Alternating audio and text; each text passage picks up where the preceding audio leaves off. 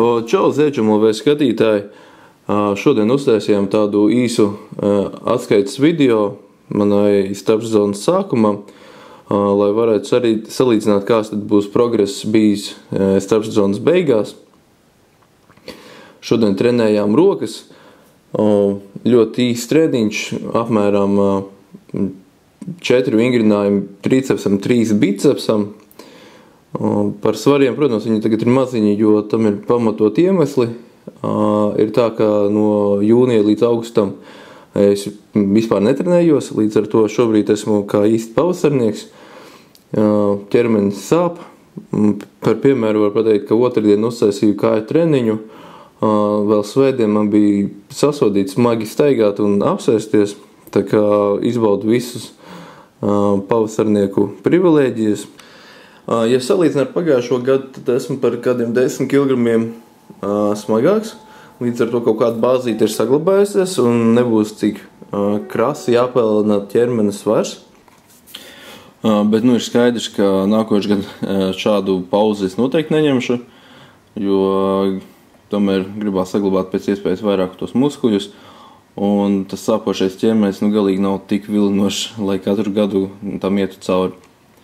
Šogad sadarbošos ar sporta uzturu veikalu gymday.cu. Tātad būs video par uzturu un uzturu bagātinātājiem, kurus es lietoju.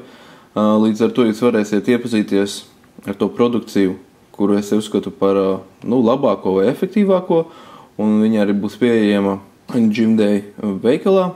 Īstenībā tie, kas man seko vai Twitterī vai Facebookā, noteikti redzējuši kaut kādus komentārus vai bildes ar maniem favorītu ēdieniem, atbilstoši vai starpsezonai vai tieši tad, kad mēs metam nosvaru. Tā kā varat droši arī tur ieskatīties. Bet būs arī video formātā. Domāju, ka daudziem tas varētu arī noderēt. Tur nebūs kaut kāda super specifiska ēdiena, tas ir Latvijas tirgu pieejamie produkti.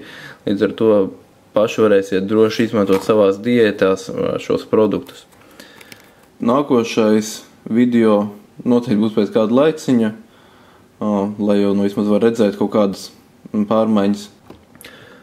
Nākošajos video es noteikti vairāk pastāstīšu par savu treniņu programmu, kāpēc tādu esmu izvēlējies un ko es vēlos ar to sasniegt. Vēl apsolos uztaisīt pāris video par uzturu bagātinātajiem kā tādiem. Protams, par savu uzturu bagātinātāju komplektu, kurus lietoju starpsezonā, un, protams, kurus lietošu gatavojoties sezonai. Lūk, domāju, īsumā tas varētu būt viss. Līdz nākošajam video. Visu labu!